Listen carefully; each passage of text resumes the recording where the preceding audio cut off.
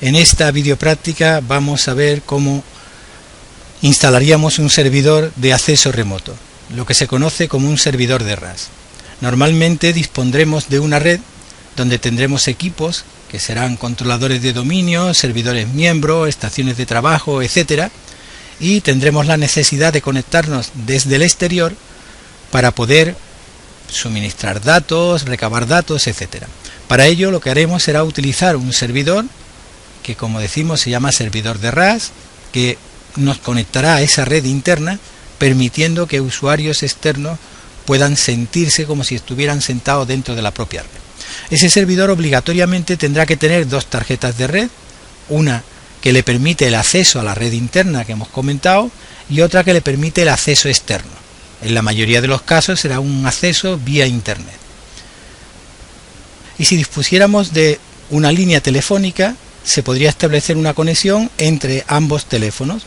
Esto hace unos años era muy normal, se llamaba una conexión vía RDSI, y había un teléfono Novacom que suministraba Telefónica que permitía hacer la conexión, y llamábamos telefónicamente a nuestro teléfono que se encontraba en nuestras oficinas, y vía teléfono nos atendía el servidor de RAS que nos daba servicio para entrar dentro de la red. Eso no nos costaba demasiado, era una llamada local, pero si la llamada no fuera local, si fuera bastante más cara, la solución podría ser a través de Internet. Si la solución es a través de Internet, utilizamos realmente un protocolo que es un protocolo por debajo de tipo LAN, un TCP/IP. Pero dado que nos conectamos vía Internet, la conexión se hará con un protocolo PPP, Point to Point Protocol. Insistimos, eso lo hacemos atravesando Internet, con lo cual la red no tendrá nada de seguro, estamos expuestos a la visibilidad y el ataque de usuarios de Internet, y entonces para proteger los datos que van a circular por ese canuto, lo que hacemos es hacer una especie de túnel que proteja esos datos, y para ello utilizaríamos un protocolo que se llama PPTP, Point to Point Tunneling Protocol. Eso nos da la ventaja de que la apariencia que vamos a tener será de una red pública, pero vamos a establecer una cierta seguridad para que la red se comporte como una red segura. Hoy en día existen protocolos superiores de tipo L2TP. L2TP significa Layer 2 TP, protocolo de nivel 2, y el nivel 2 de la torre TCP/IP de Microsoft, como todos sabemos, es el nivel de IP. Por consiguiente, la seguridad la estableceríamos mediante IPsec. Eso nos daría un canuto seguro entre el cliente y el servidor. Para establecer las conexiones, lo que se define son condiciones, perfiles y permisos. Las condiciones ya la veremos en prácticas posteriores, pero nos permiten jugar tremendamente con eso, con una serie de condiciones que ha de cumplir el usuario para poder acceder. Los perfiles me da la posibilidad de crear perfiles distintos en función de los usuarios que necesiten el acceso, y por último los permisos serán los que realmente me validen la posibilidad de conexión del usuario o no a nuestra red.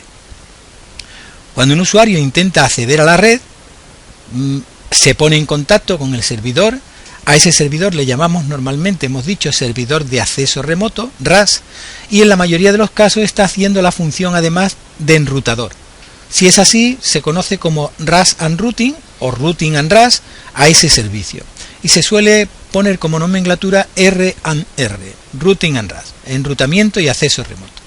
Cuando un usuario se quiere conectar, el usuario que se conecta pide permiso para entrar al servidor de RAS, y el servidor de RAS normalmente busca dónde autenticarlo.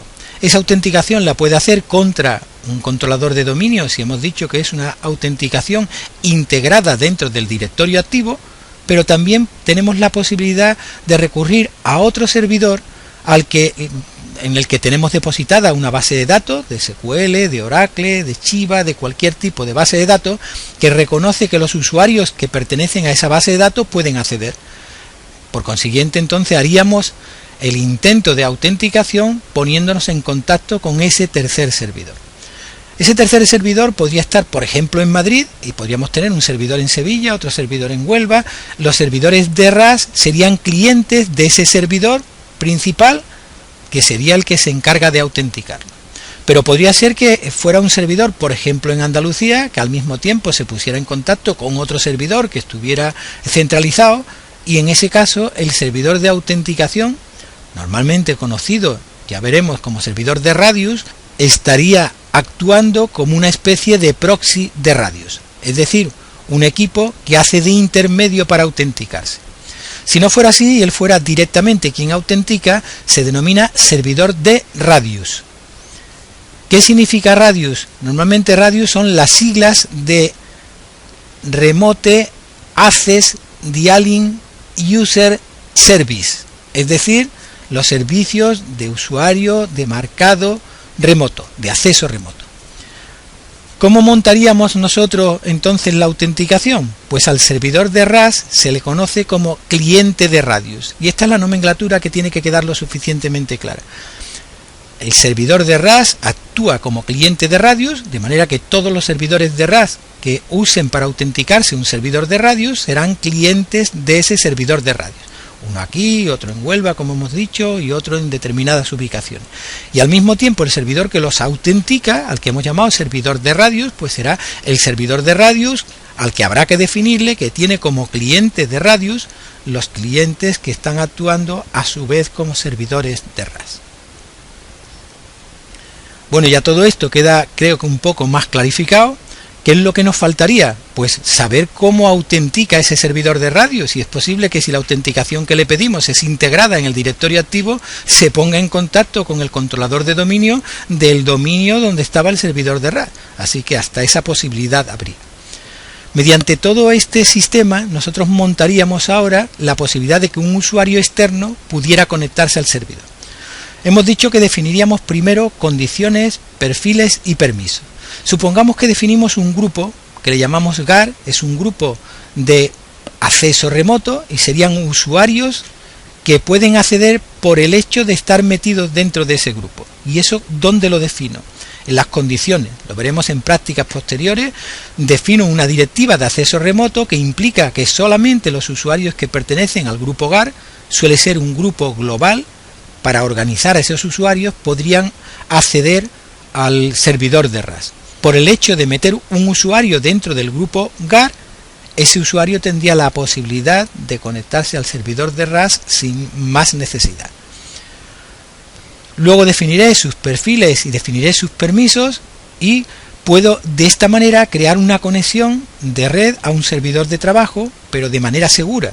Es lo que se conoce como VPN, Virtual Private Network. Y todos los usuarios que yo quiera que accedan de esta manera, lo único que tendré que hacer será meterlos dentro del grupo de GAR.